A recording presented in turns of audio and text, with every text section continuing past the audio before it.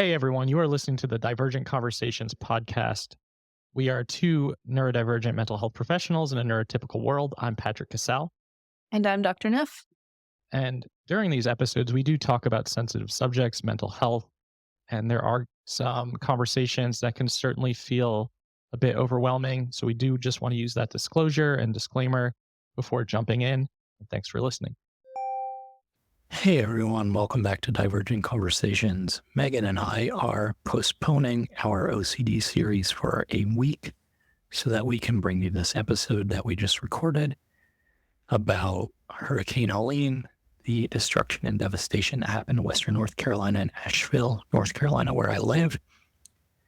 And so we could talk about what it's like to experience a natural disaster in a neurodivergent body. We will get back to the OCD series next week. Thank you so much for sharing, supporting, donating, and for listening. We hope this is helpful.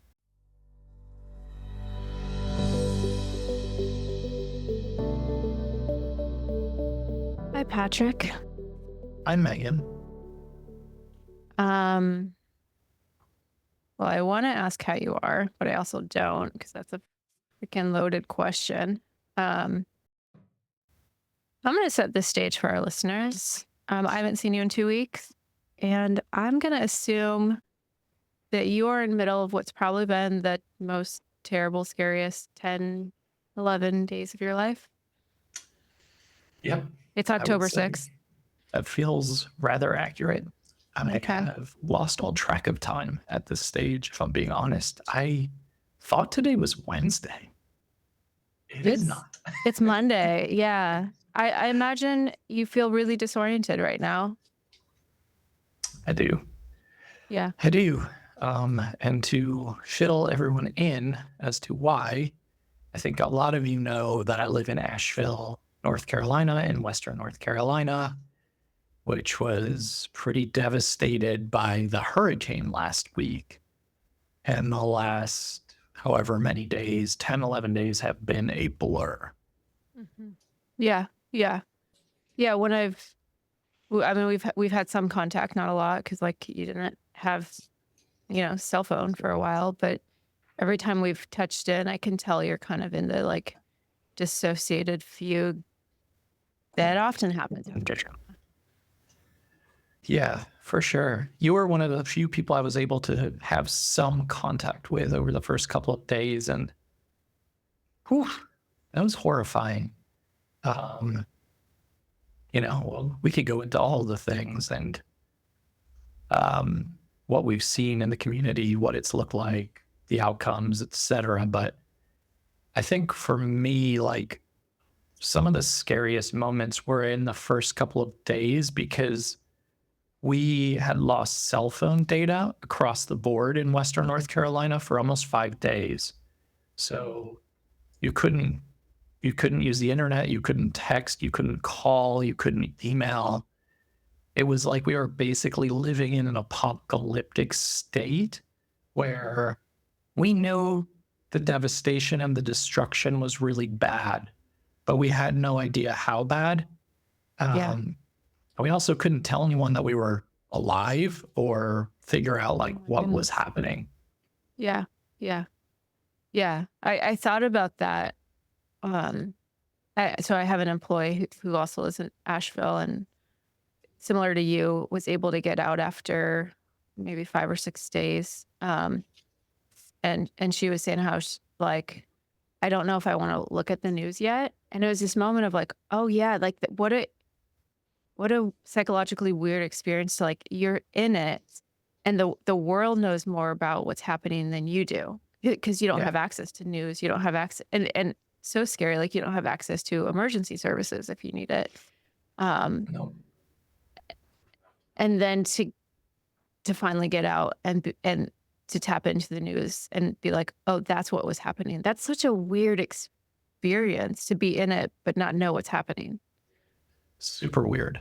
Because there were times where you were texting me like, I'm watching the news and I'm seeing what's happening. And I was like, I have no idea what's happening. And I don't have enough service or data to continue the conversation to ask you, like, can you give me any updates? And you have to go into like pure survival mode and panic mode, because what ends up happening in the first couple of days in the acute stages of a crisis like this, you're obviously trying to make sure, okay, is there damage to our house? Do we know if anyone that we're connected to is in dire needs?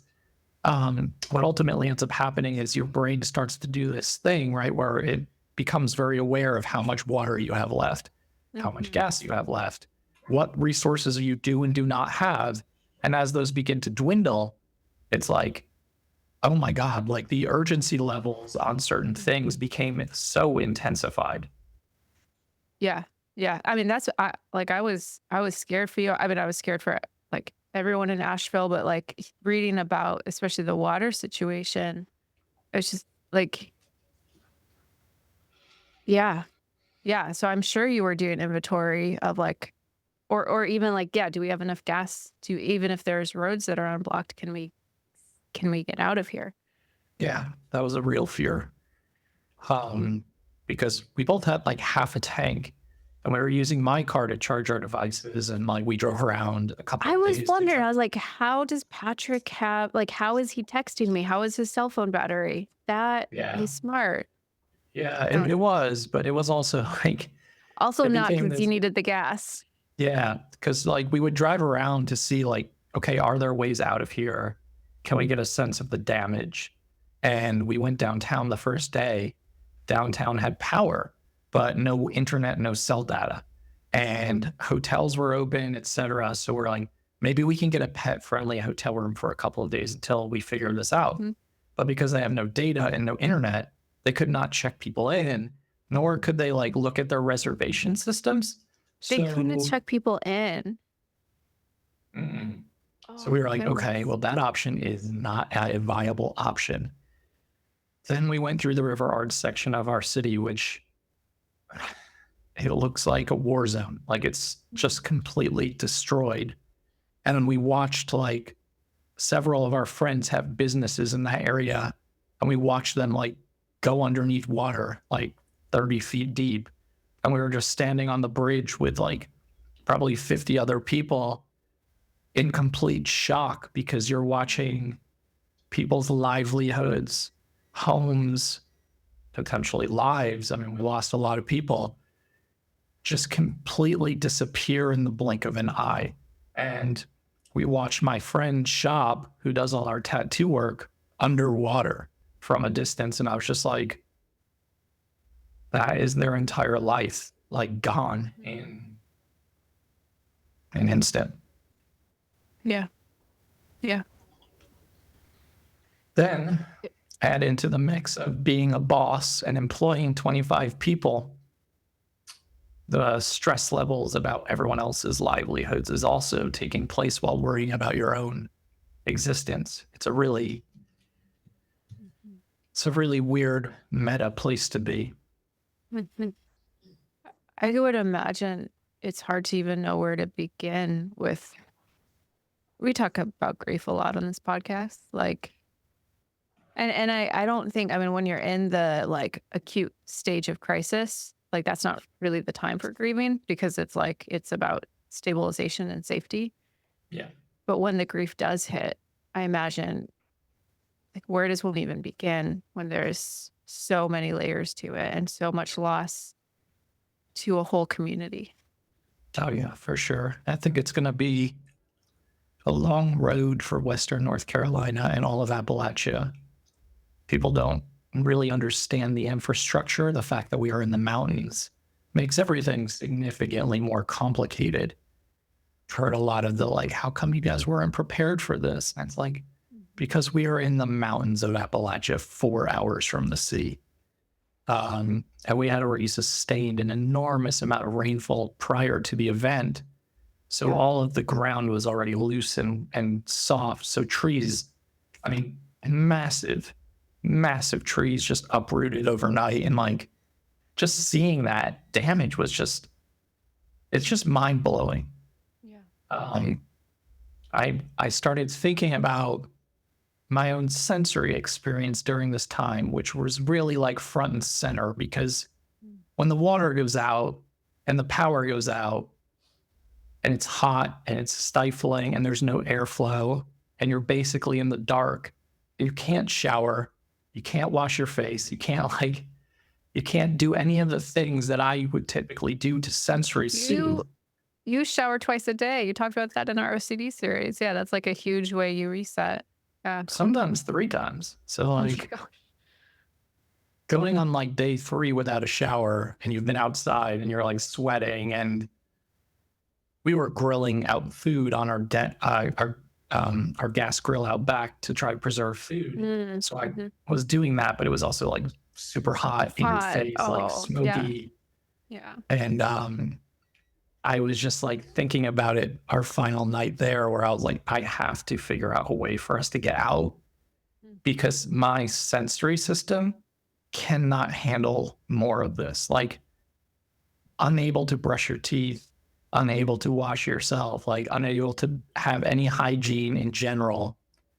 And I felt so uncomfortable that last night that we were in Asheville, that it was like 9 p.m., pitch black, you know, all the street lights are out. But there was like these little blips of cell phone service on our street where people would like congregate with their phones up in the air. It was really bizarre. And I was just like finding those late at night, just like trying to seek out information about what are the roads like? Can we get out of here? We've heard rumors, but we've also heard the opposite. Can someone help me find a rental so we can get the hell out of here and stabilize? And thankfully that did happen. But man, what an enormous amount of guilt and grief that comes with survivor's guilt. The privilege of being able to leave. Like, it's a mind fuck. Yeah. No, I would imagine that that would be a really complex, like the relief of being able to get out, but then also the privilege of being able to get out. And even now, like knowing there's still a lot of people in Asheville who are struggling significantly. Yeah. It's weird because we're in Charlotte right now and life goes on as it typically does here. Like That's the weird thing about like trauma. Like our lives stop, but the world doesn't. Yeah. And it feels like it should. There's a fantastic poem by someone named 𝗿𝗶𝘀𝘁𝗶𝗿. We actually named one of our kids after him. And it's a poem about grief when he lost kind of his lover. And it talks about time and how time should stop, but it keeps marching on, and how cruel that seems. Yeah, that's about right, because we're like going to restaurants to get food or coffee or gas, and without a line of 300 people, and nobody here is in panic survival mode, and it's like, it's very bizarre. I will say this about Charlotte, if any of you are listening from Charlotte, the community has been wonderful, like raising money for Western NC, donating like supply runs, etc. So many businesses where we are that are doing those things. And you know, that's also just a very emotional experience to just see the communities come together, and to see the community back in Western North Carolina and Asheville right now, like organizing, supporting all the people who are in it, who are boots on the ground, just like doing donations, supply runs, showing up as volunteers. It's just amazing when a catastrophe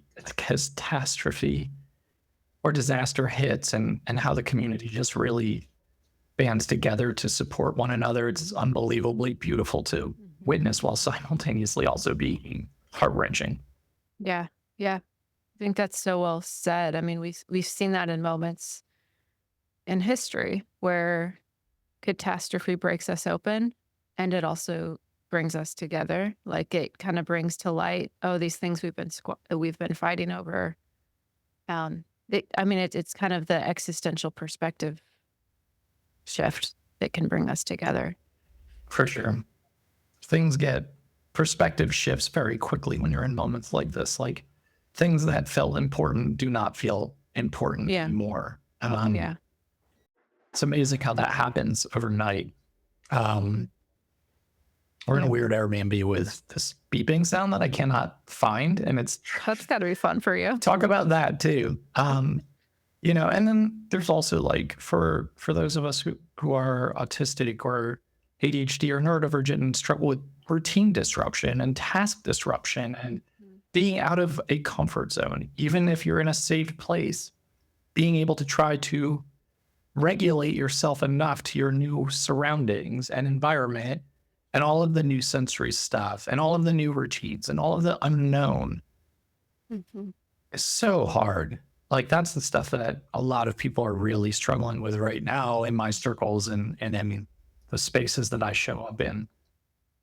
Yeah. Yeah.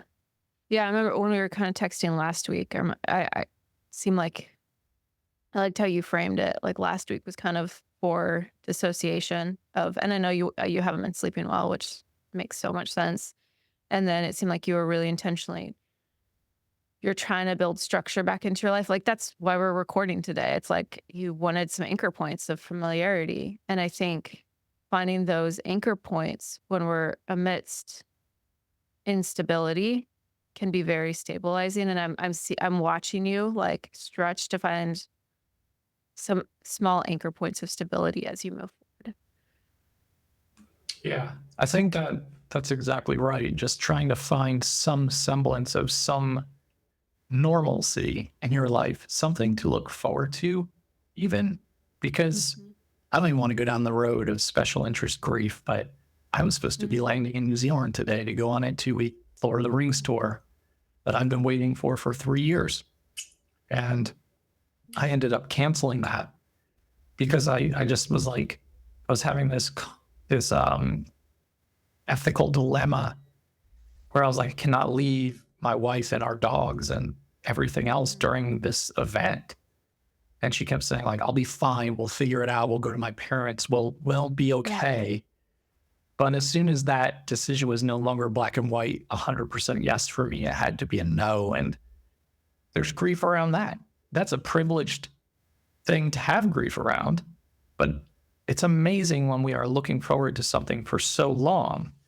And then all of a sudden that thing cannot happen. And it's just incredible, like, because so many of us use vacations to look forward to something, right? To like, yeah, okay, if I just get through X, Y, and Z months, I'll get to this vacation. Yeah. And so it's a complete rearrangement of everything. Yeah, I mean, vacations, but also just future. Like I'll get, like, I feel like I've heard you say it here on this podcast, like I'm going to get through my season of retreats. And then I have like this several month break before I start retreat season again. And I think I do that a lot too. Like I'll get through this busy season and then I'll have this season that will look this way. And life sometimes has other plans. Yeah, life be life and life does not care. So, I think it's just about now figuring out what comes next for so many of us in that area. This is going to be a long rebuilding road. I think that there's so much unknown when you're hearing like, we might get water back in a couple of weeks. It might be a couple of months. We don't really know. Like 1,800 miles of pipeline got destroyed. And 1,800 miles? It's not an easy place to like put these things in place in the mountains and in these higher elevations. So it's a situation where people are making do. I'm seeing a lot of like beautiful moments happening before my eyes. But again, like, who knows what comes next in that regard? We don't know if we'll have water in our house next week or in January. So everything becomes an unknown when we're looking for rentals. It's like, do we stay until the new year? Do we stay for a month? Like, so your really autistic weird mind must love all that uncertainty.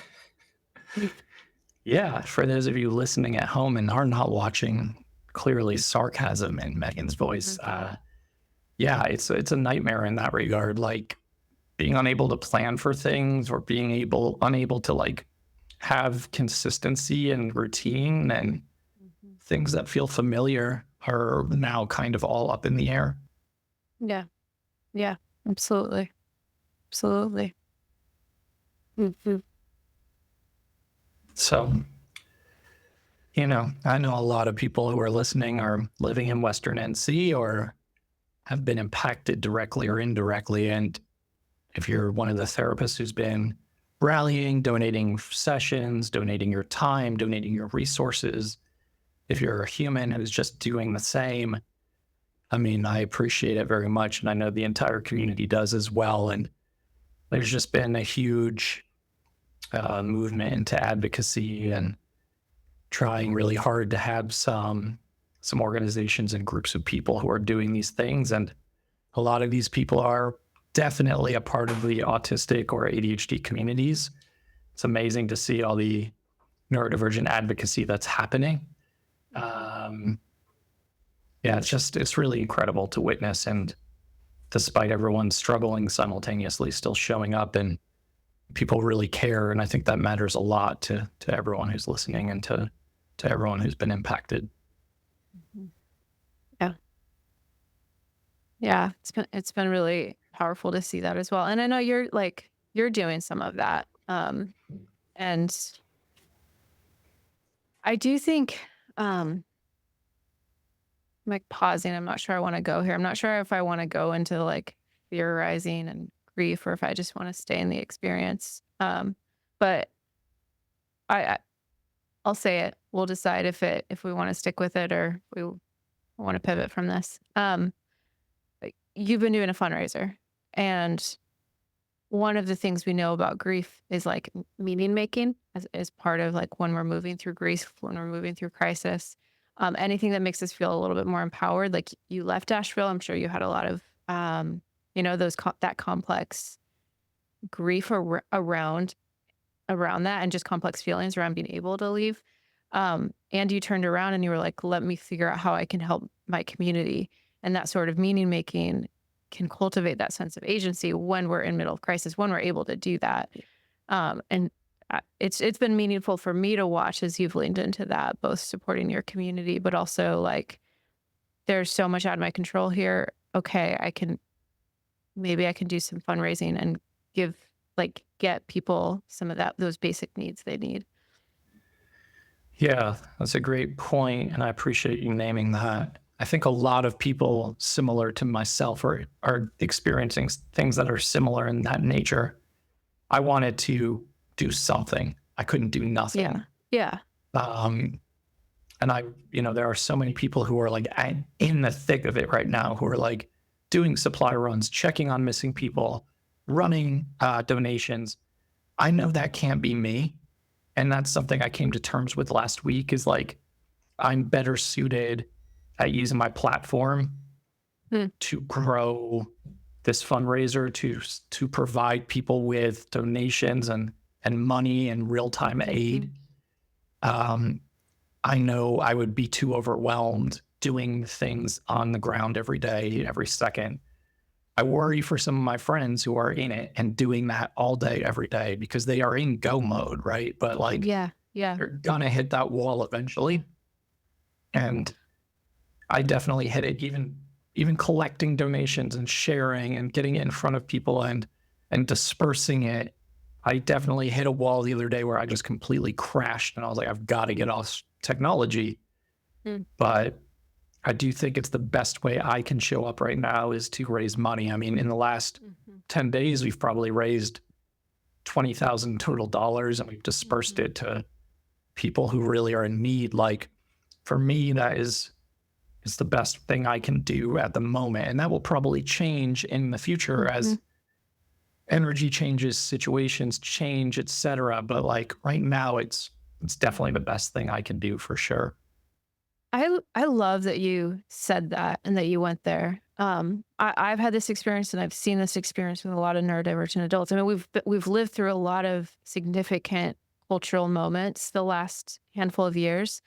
And so like, I live in Oregon. So like when Black Lives Matter protests were at the height of it, we've like the protests around Palestine and advocacy around what's happening in the Middle East. Like we've lived through a lot.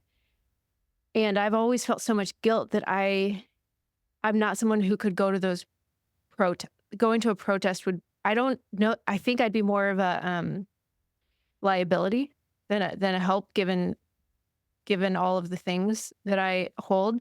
And my finding ways to advocate, for me, my advocacy has looked a lot quieter.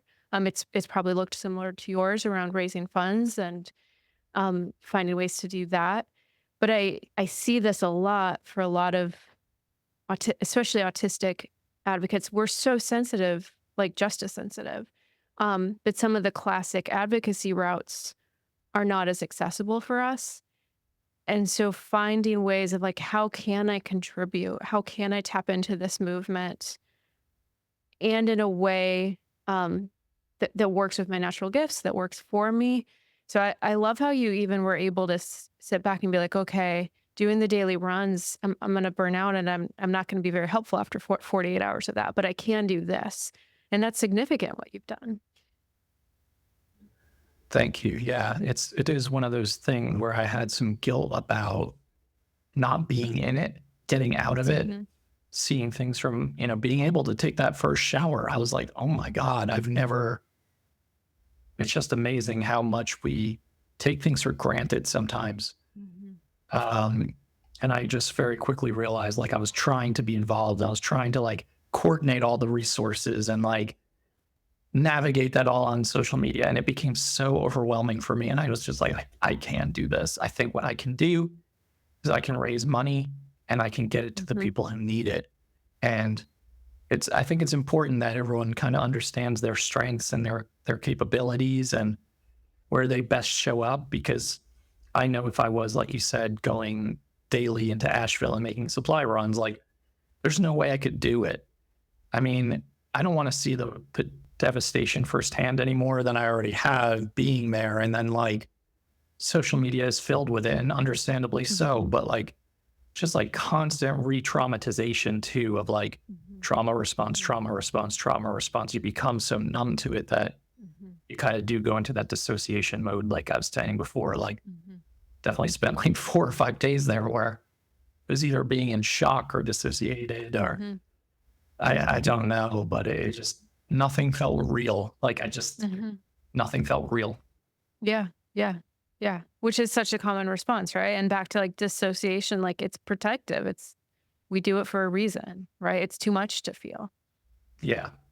I actually like thanked that part of myself the other day, because I think in the past I would be like trying to figure out, why am I dissociating? Why am I going into this place? And in reality, I was like, I think, I know this is a protective response and this is what I need right now.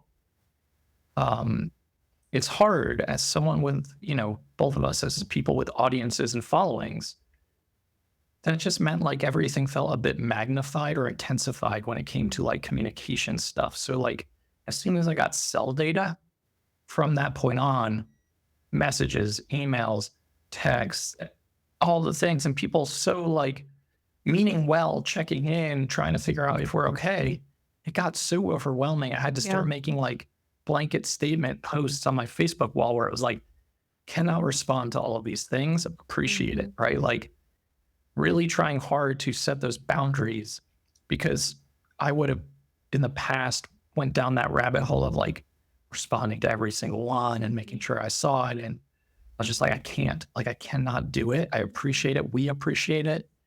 And we also just have to back away from this to the best of our ability, because again, acknowledging that this is not an acute crisis situation, like this is long term. And I think that's a weird thing to be in too mentally, where you're like, this is not going to be fixed by next week. Like people lost everything in the blink of an eye, and they're still searching for thousands of people who are missing. And it's just one of those things where the very real reality sets in terms of the severity of the situation. And if we're in it all the time when we don't have to be, then it's, am I doing more harm than good by doing that? And I think the answer in that situation would be yes. Yeah. I can't remember where I heard this, but I feel like I heard this somewhere and I really like it. First kind of anecdote. There was a time a few days ago, I had to remind myself, you're you and not me.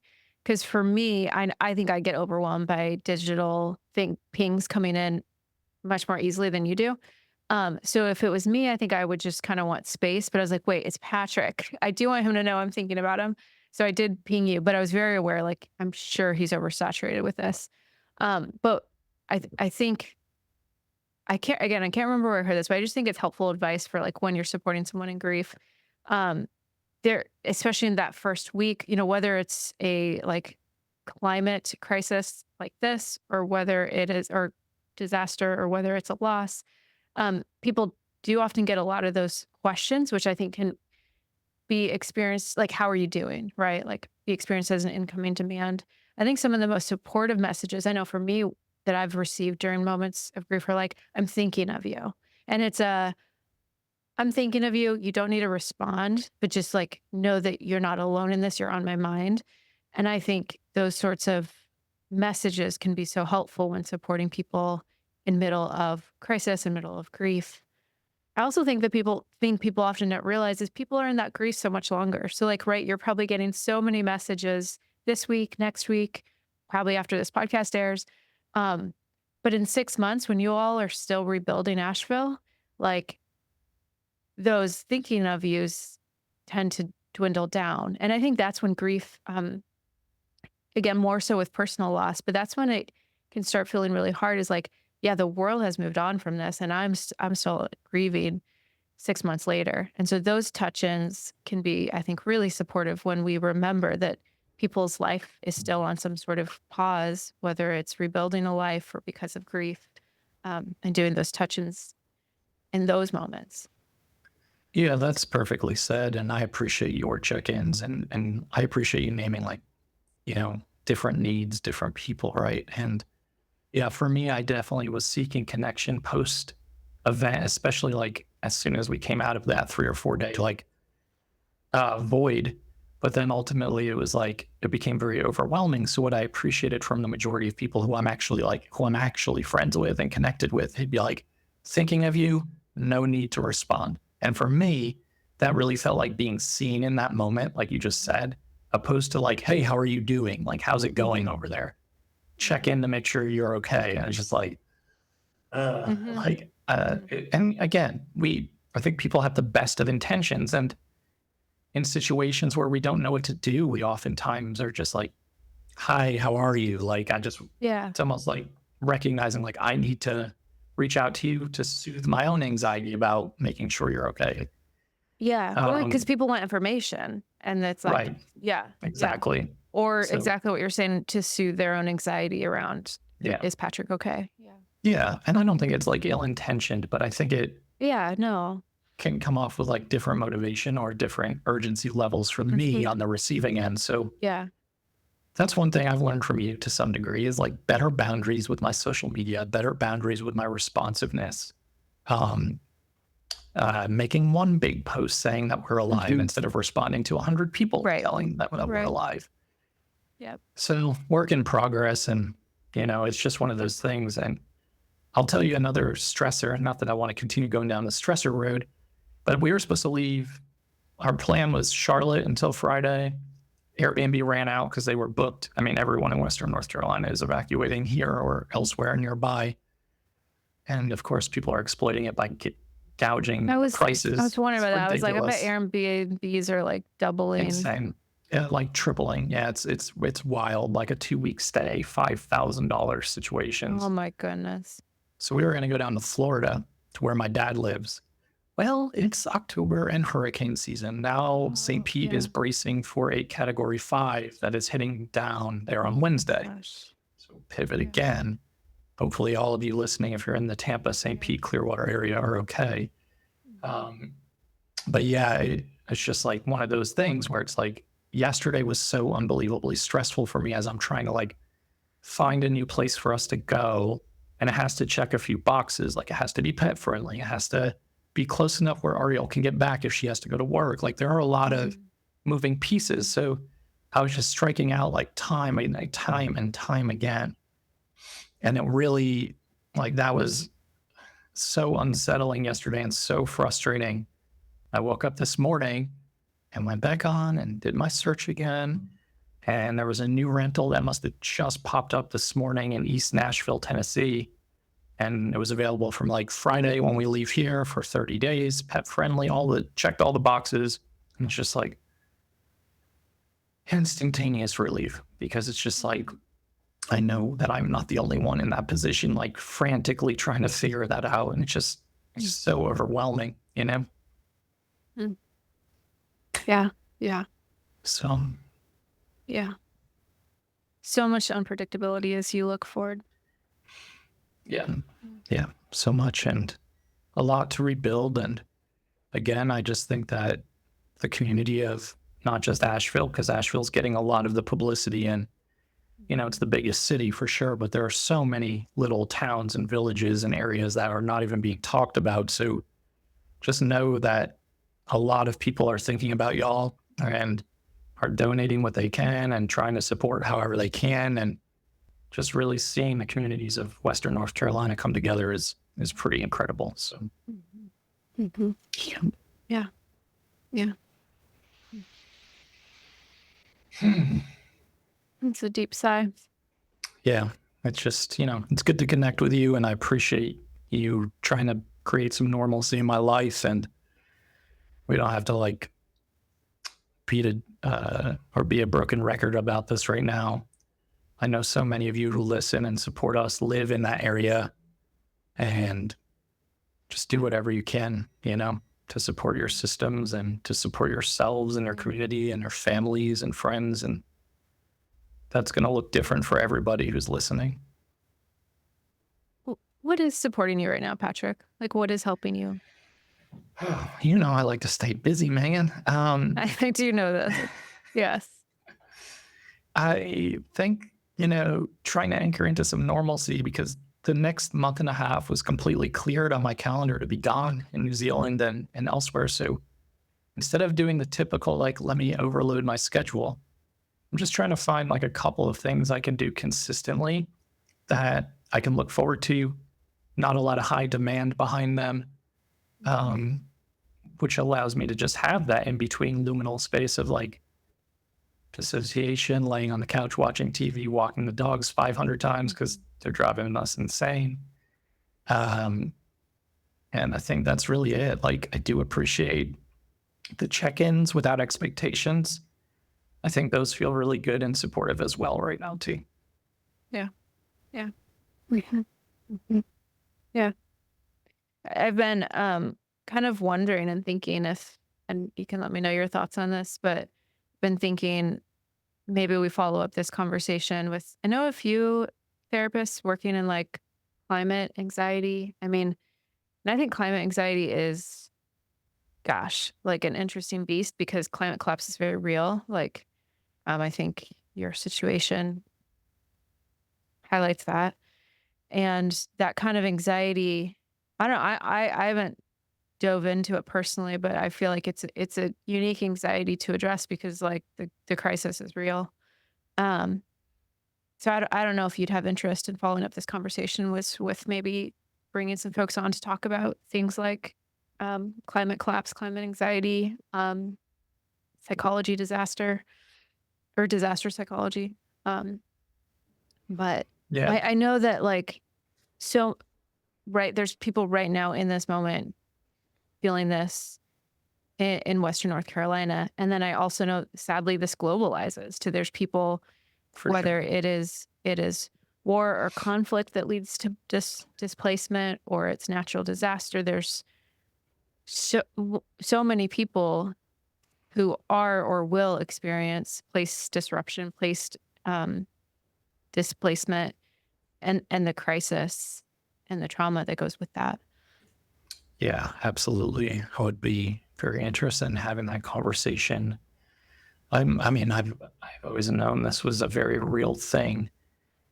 It's really weird when it hits you directly. Yeah, I mean, it's one thing to know, like, okay, the like atmosphere is warming, we're losing this much of the Arctic. It's like it's when it's theoretical, and then when it's literally, Yeah. Yeah. When it's in your backyard. No Yeah. pun intended. it's different. Yeah. that definitely went through my mind many, many times during the last 10 days or so. It was like, we are in the mountains of North Carolina and Tennessee.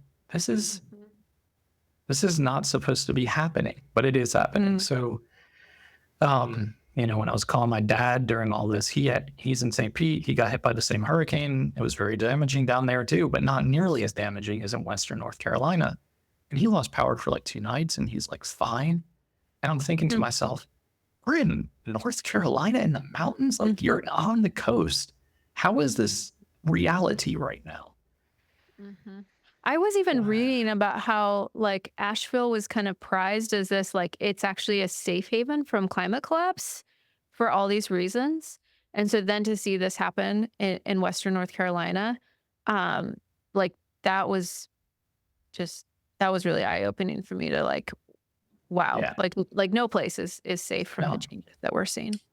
We have a lot of colleagues and friends who moved there from like New Orleans or Florida or, you know, post Katrina, and we'll never have to deal with this again. We're leaving this behind, gosh. like all the trauma. And then all of a sudden it's like, here we are. Wow. And if, you know, but yeah, I would love to have that conversation. I think it's important and necessary one. And since so many of us are really rooted firmly in our values and our beliefs and the things we want to advocate for, I mean, I really think it's an important one to have, and not just existentially, but in real reality. So happy to do that at some point too.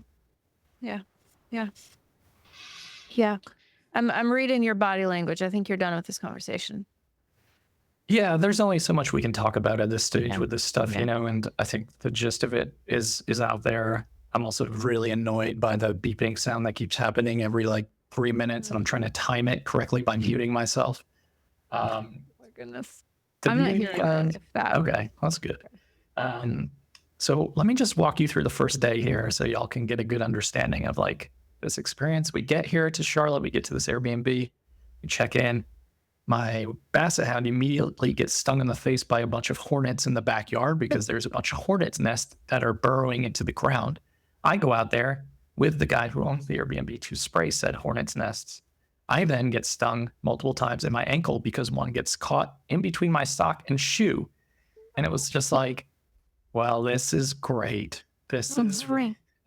It's just, This is just like the cherry on top of the... yeah, exactly. Like we get here, we're like, okay, we're so relieved. And then immediately it's just like, anyway, I had other thoughts. Another thought of grief was just like leaving your home behind and not knowing when you're going to go back to it. It's a very weird feeling. Yeah. But there's no coherent thoughts around that right now. It's just a thought that I'm having. And yeah, all I would say is whatever y'all can do who are listening to donate, whether it's to nonprofits, whether it's to the organizations that are flying in supplies via helicopter and doing search and rescue, whether it's just by sharing and supporting people you know who are impacted. I mean, I have a GoFundMe that I've created specifically for people who were impacted, where I'm giving the money directly to those places and people. Whatever you can do at this point in time is appreciated by everyone in that area. And I think it's just, if you are listening and you're impacted and you're also struggling, you're definitely not alone.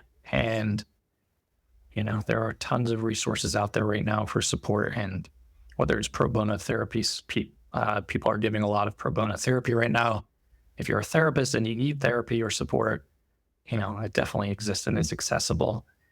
I think it's just all hands on deck at this point in time for Appalachia, Western North Carolina, and everywhere else that's being impacted by all the things we've talked about. So thank you, Megan, for doing this today and for checking on me and being a good friend, because getting your text messages and my momentary blips of cell data was definitely very, very helpful and heartwarming from you and several others. And it really means a lot to me and to my family too. Yeah. Are we done? I don't know if we're done. I was sitting in it. I was feeling something. I don't know what it was. I don't know that I have words for it. I think we can be done. Okay. And I think, yeah, I'm hoping that this is a conversation to be continued in the sense of, yeah, these are experiences that are very real for very many people. And For sure. Yeah. Thank you for having it today. Um, I'm glad you were feeling up for connecting. It feels good to connect with you. It feels good to see you. Know, like I knew you were, physically okay, but also know you're in it. Just feels good to be with you. yeah, I agree 100%. To Yeah, those of you no. listening to the podcast, we do have more episodes on OCD coming out, and I don't even know when this episode is going to come out. I have no idea where time is right now. My GoFundMe is at 𝗵𝗶𝘀𝘁𝗶𝗀.com/WNC, 𝗵𝗶𝘶𝑤NC, and just stay safe, and we will see y'all next week. Bye.